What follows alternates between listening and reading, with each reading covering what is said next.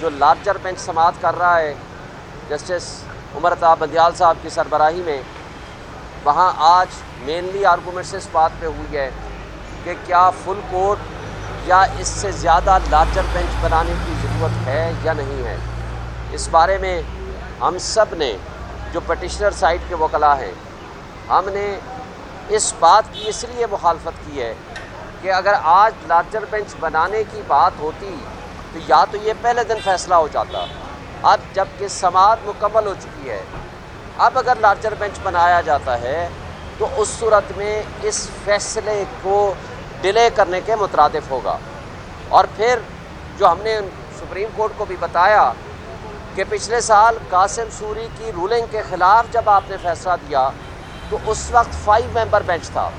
اور اس کے بعد سے لے کر آج تک جو فیصلہ جات ہوئے ہیں یا 5 ممبر بینچ ہے یا 3 ممبر بینچ ہے، اور اس وقت ان پی ڈی ایم کی حکومت کو یا رسپونڈنٹ سائٹ کو مشکل پیش آتی ہے جب فیصلہ ان کے خلاف آتا ہے۔ جب فیصلہ 5 ممبر بینچ ان کے حق میں کرتا ہے تو یہ کہتے ہیں کہ یہ بینچ بھی ٹھیک ہے، یہ جج صاحبان بھی ٹھیک ہیں۔ اس سے بظاہر ان کی بدنیتی نظر آتی ہے۔ اور پھر ہم نے ان کو بتایا کہ آج کے ماحول میں جب کہ پاکستان میں انڈکلیئرڈ مارشل لا ہے، لوگوں کو اغوا کیا جاتا ہے، جس طرح آپ نے ماضی قریب میں دیکھا، اور آج بھی علی نواز اعوان کا بھائی، سگا بھائی، وہ اس وقت اٹھایا گیا ہے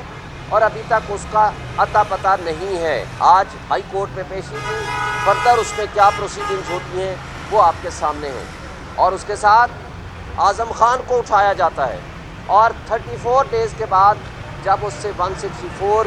کی سٹیٹمنٹ لی جاتی ہے عمران خان کے خلاف، اس کے بعد اس کو چھوڑا جاتا ہے۔ اسی طرح کئی قسم کے لوگ ہیں جن کی فیملیز کو اٹھایا گیا ہے،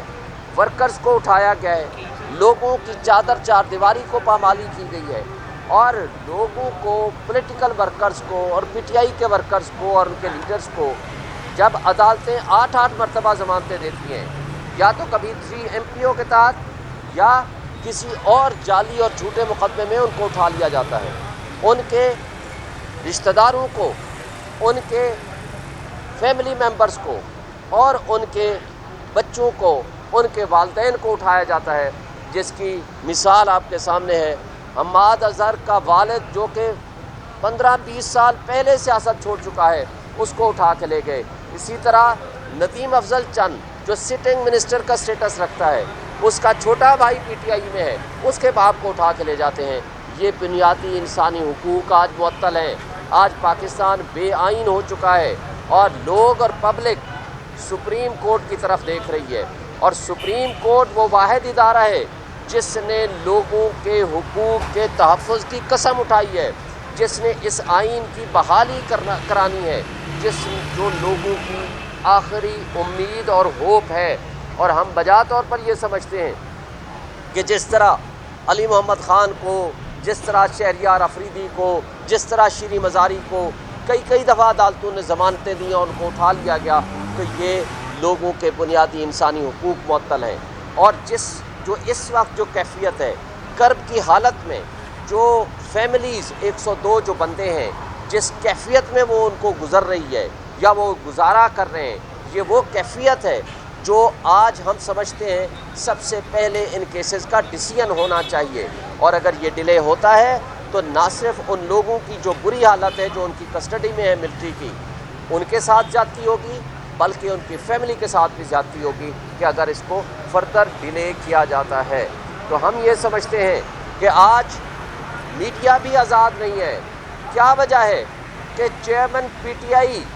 عمران خان کا آپ میڈیا میں نام نہیں لے سکتے، اس کی آپ تصویر نہیں چلا سکتے، اس کی آپ خبر نہیں چلا سکتے؟ تو یہ کیا بنیادی انسانی حقوق آرٹیکل 19A معطل ہو چکا ہے؟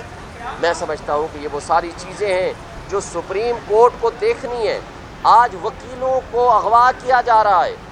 عزیر کرامت بھٹاری جو عمران خان صاحب کے وکیل ہیں، لاہور میں جب وہ زمان پارک اپنے وکیل کو، کلائنٹ کو ملنے گئے ہیں، تو واپسی میں ان کو اغوا کر لیا جاتا ہے۔ اسی طرح آپ نے دیکھا ہے سپریم کورٹ میں پٹیشن فائل کی ریاض حنیف راہی صاحب نے، اس کو 7 دن کے لیے اغوا کر لیا گیا۔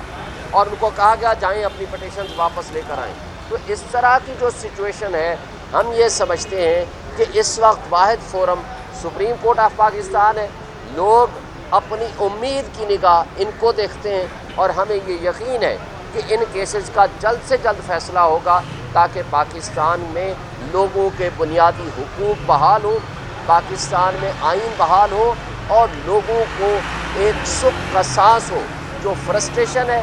اس وقت, افراتفری ہے, انتشار کی کیفیت ہے, اس سے لوگ گزر رہے ہیں. آج 3 مہینے بعد یا 60 دن بعد الیکشن ہونے ہیں, تو مجھے بتائیں کہ ان 3 مہینوں کے اندر کیسے الیکشن ہوگا جب جبر کی کیفیت ہو, جب آپ اس کیفیت میں آپ ہیں کہ آپ ایک پولیٹیکل پارٹی کو کرش کرنے میں ساری انتظامیہ, سارے پولیٹیکل پارٹیز اور جو اس وقت کی حکومت ہے اور جو ہمارے ملک کی اسٹیبلشمنٹ ہے وہ لگے ہوں گے. تو ایک پارٹی کو کرش کرنے میں ساری اپنی آپ صلاحیتیں اگر آپ لگا دیں گے, لوگوں کے گھروں کو مسمار کیا جا رہا ہے, لوگوں کے بزنس کو بند کیا جا رہا ہے, لوگوں کو اس طرح تکلیفیں دی جا رہی ہیں, جو میں سمجھتا ہوں کہ پاکستان ایک آئین کے تحت, قانون کی تابع داری کے تحت چلنے والا ملک ہے. اور یہ جو کچھ ہو رہا ہے یہ الیکشن کی شفافیت کو کوئی بھی لحاظ سے اس کو ایکسیپٹ نہیں کرے گا. اور دوسرا, ملک میں جو غیر یقینی صورتحال ہے وہ کبھی ٹھیک نہیں ہو سکتی, اور جب تک سیاسی استحکام نہیں آئے گا, معاشی استحکام نہیں آ سکتا. پاکستان کو ایک اسٹرانگ ڈیموکریٹک گورنمنٹ کی ضرورت ہے, اور وہ تبھی ممکن ہے جب فری اینڈ فیئر الیکشن ہوں اور سب کو پارٹیسپیٹ کرنے کا موقع دیں.